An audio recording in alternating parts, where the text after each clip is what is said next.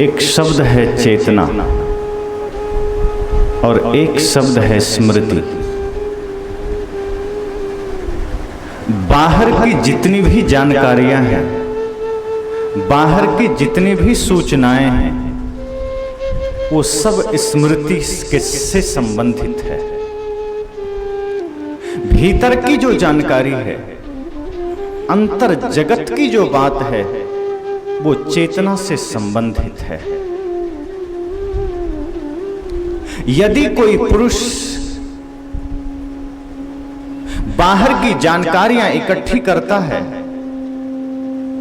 तो वो उसके स्मृति में इकट्ठी होती है, और बाहर की जानकारियां जो 10 साल पहले इकट्ठा की गई वो आज झूठी भी हो सकती है, गलत भी हो सकती है। लेकिन चेतना से जो भीतर का ज्ञान जागृत होता है, चेतना में जो भीतर का अनुभव होता है, वो 5000 साल पहले जो श्री कृष्ण ने अर्जुन को संदेश दिया था वो उस समय भी वही रहता है, और आज अगर कोई उपदेश देता है वो भी वही रहता है, उसमें कोई परिवर्तन नहीं होता।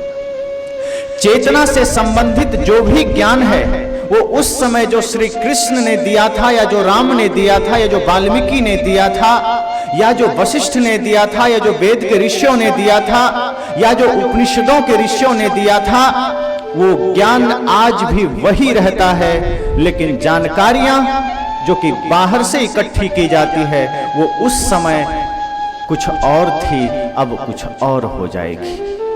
यदि महावीर के जमाने में, बुद्ध के जमाने में कोई ज्ञान भीतर का रहा होगा तो वो ज्ञान आज भी वही होगा, लेकिन अगर कोई जानकारी जगत के संबंध में होगी तो वो बदल गई होगी। इसका ये मतलब नहीं कि उस समय बुद्ध ने जो जानकारियां बाहर की दी वो सत्य हो सकती है।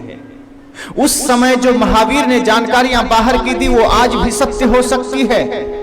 उस समय जो जानकारियां, जो सूचनाएं महावीर ने जगत के संबंध में दी होगी, उस समय की सर्वश्रेष्ठ जानकारी रही होगी, लेकिन आज वही जानकारी झूठी साबित हो सकती है। इसको इस संबंध में आप समझें, जैसे 100 साल पुराना कोई नक्शा हो और उस 100 साल पुराने नक्शे में गंगा नदी का चित्रण किया गया हो, गंगा नदी को दर्शाया गया हो, और उस 100 साल पुराने नक्शे को लेकर कोई आदमी अभी भागलपुर आ जाए और वो गंगा नदी को खोजे तो शायद वो भटक जाएगा, क्योंकि 100 साल पहले गंगा नदी 5-7 किलोमीटर आगे पीछे रही होगी, जहां है वहां तो बिल्कुल नहीं रही होगी, क्योंकि हर साल नदी अपना किनारा काटती है। बाढ़ में वो किनारे काटते काटते 2-4-10 किलोमीटर के फासले पर चली जाती है। तो 100 साल पहले के जो नक्शे होंगे उसमें दी गई जानकारी आज झूठी साबित हो जाएगी, वो सत्य नहीं होगी। लेकिन मानसिक दुखों के बारे में, भीतर के ज्ञान के बारे में, भीतर की साधना के बारे में जो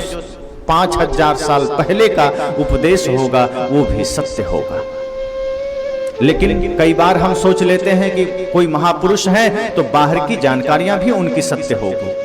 अब जैसे सदगुरु कबीर जैसे महान संत, महात्मा बुद्ध जैसे महान संत, या श्री कृष्ण जैसे परम योगी जो ज्ञान की पराकाष्ठा में हैं, जो साधना के शिखर पर हैं, जो प्रेम की परम गहराई में हैं, वो भीतर की जब बात करते हैं, साधना की जब बात करते हैं तो परम सत्य होता है। लेकिन यदि उनसे कोई पूछ दे कि साइकिल का पंचर कैसे बनाया जाता है, तो भीतर के ज्ञान से नहीं आएगा, वो बाहर की जानकारी से आएगा। उन्हें भी वही पता चलेगा जो कोई पंचर बनाने वाला बताएगा, और भीतर से पता नहीं चलेगा पंचर कैसे बनता है। अगर कोई बुद्ध से पूछ दे कि गाड़ी खराब हो गई है कैसे बनाई जाए, तो उनके भीतर से वो सवाल का जवाब नहीं आएगा, भीतर ध्यान में वो प्रश्न का उत्तर नहीं मिलेगा कि ऐसे करो बन जाएगा। उसका उत्तर वो भी वही देंगे जो उस वक्त जगत में उत्तर मिलता होगा, गैरेज में मिलता होगा।